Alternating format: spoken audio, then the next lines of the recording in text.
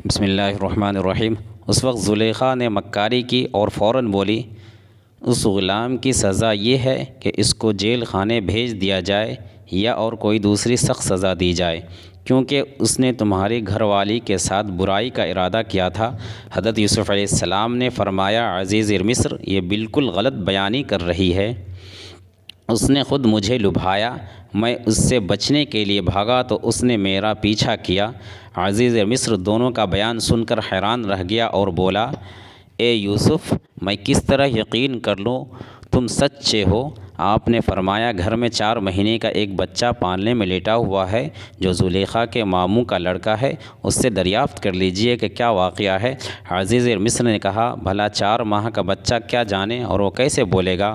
آپ نے فرمایا، اللہ اس کو ضرور میری بے گناہی کی شہادت دینے کی قدرت عطا فرمائے گا، کیونکہ میں بے قصور ہوں۔ چنانچہ عزیز مصر نے جب اس بچے سے پوچھا تو اس بچے نے بآواز بلند فصیح زبان میں یہ کہا، ان کان قمیص قد من قبل فصدقت وهو من الكاذبین وان کان قمیص قد من دبر فکذبت وهو من الصادقین۔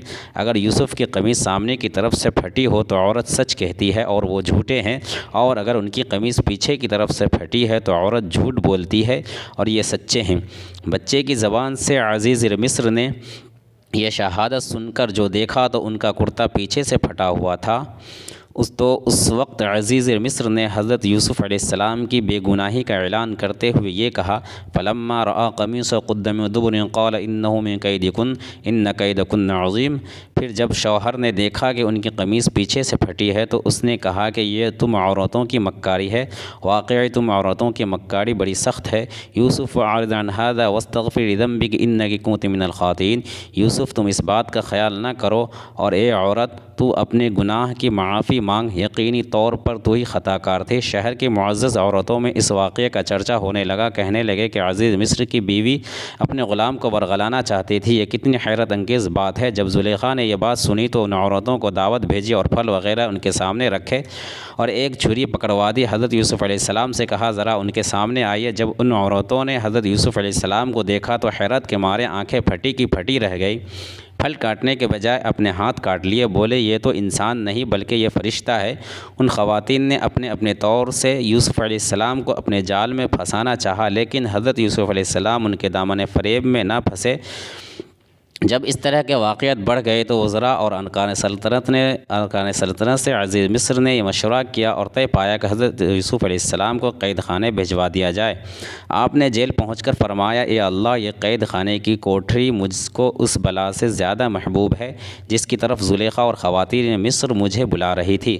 آپ 7 یا 12 برس جیل خانے میں رہے اور قیدیوں میں توحید اور اعمال صالحہ کی دعوت فرماتے رہے۔ تمام قیدی آپ کے حسن اخلاق اور آپ کے کردار کے گرویدہ ہو گئے۔ یہ عجیب اتفاق ہے کہ جس دن آپ قید خانے میں داخل ہوئے تو اس دن آپ کے ساتھ بادشاہ مصر کے 2 خادم، ایک شراب پلانے والا دوسرا باورچی، دونوں جیل خانے میں داخل ہوئے۔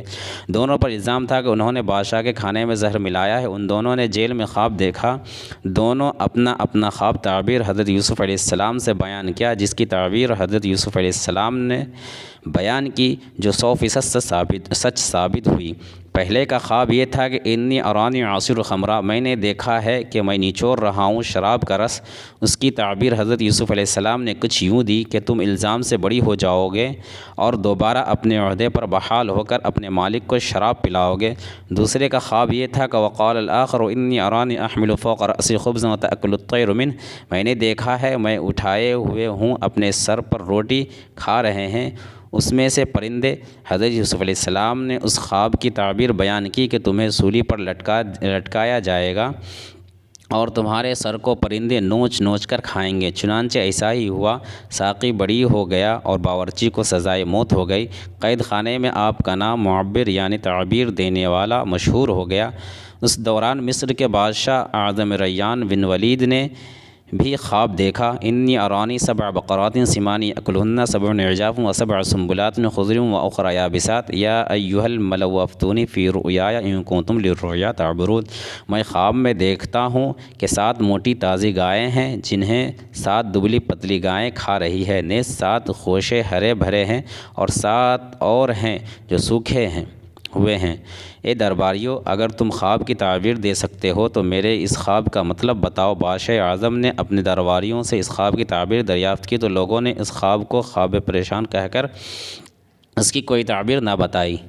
اتنے میں بادشاہ کے ساقی جو قید خانے سے رہا ہو کر آ گیا تھا، اس نے کہا کہ مجھے اس خواب کی تعبیر معلوم کرنے کے لیے جیل خانے میں جانے کی اجازت دے دی جائے۔ چنانچہ یہ بادشاہ کا قاصد بن کر قید خانے میں حضرت یوسف علیہ السلام کے پاس گیا۔ بادشاہ کا خواب بیان کر کے تعبیر دریافت کی کہ حضرت یوسف علیہ السلام نے فرمایا کہ 7 برس مسلسل کھیتی کرو اور ان کے اناجوں کو بالیوں میں محفوظ رکھو، پھر 7 برس تک سخت خشک سالی رہے گی۔ قحط کے ان 7 برسوں میں پہلے 7 برسوں کا محفوظ کیا ہوا اناج لوگ کھائیں گے، اس کے بعد پھر ہریالی کا سال آئے گا۔ قاصد نے واپس جا کر بادشاہ سے اس کے خواب کی تعبیر بتائی تو بادشاہ نے حکم دیا کہ حضرت یوسف علیہ السلام کو جیل خانے سے نکال کر میرے دربار میں لاؤ۔ قاصد رہائی کا پروانہ لے کر جیل خانے میں پہنچا تو آپ نے فرمایا کہ پہلے زلیخا اور دوسری عورتوں کے ذریعے میری بے گناہی اور پاک دامنی کا اظہار کرا لیا جائے، اس کے بعد ہی جیل سے باہر نکلوں گا۔ چنانچہ بادشاہ نے اس کی تحقیقات کرائی تو تحقیقات کے دوران زلیخا نے اقرار کر لیا، میں نے خود ہی حضرت یوسف علیہ السلام کو پھسلایا تھا، خطا میری ہے۔ حضرت یوسف علیہ السلام سچے اور پاک دامنی ہیں۔ اس کے بعد بادشاہ نے حضرت یوسف علیہ السلام کو دربار میں بلا کر کہا کہ آپ ہمارے دربار کے معزز ہیں۔ قحط سالی کے بعد یہ مشورہ ہوا، وزراء سے مشورہ ہوا اور آپ سے بھی، تو حضرت یوسف علیہ السلام نے کہا کہ آپ زمین کے خزانے کے انتظامی امور اور حفاظتی نظام کے انتظام پر میرا تقرر کر دیں، میں پورے نظام کو سنبھال لوں گا۔ بادشاہ نے خزانے کا انتظامی معاملہ اور ملک کے نظام کا پورا شعبہ آپ کے سپرد کر دیا۔ اس طرح ملک مصر کی حکمرانی کا اقتدار آپ کو مل گیا۔ اس کے بعد آپ نے خزانوں کا نظام اپنے ہاتھ میں 7 سال تک کھیتی کی اور اناجوں اور بالیوں میں محفوظ رکھا، یہاں تک کہ قحط اور خشک سالی کا زور شروع ہو گیا تو پوری سلطنت کے لوگ غلے خریداری کے لیے مصر آنا شروع ہو گئے اور ان کے غلوں کی فروخت شروع ہو گئی۔ اس سلسلے میں آپ کے بھائی کنعان سے مصر آئے۔ حضرت یوسف علیہ السلام نے ان لوگوں کو دیکھتے ہی پہلی نظر میں پہچان لیا، ان کے بھائیوں نے آپ کو نہ پہچانا۔ جزاک اللہ۔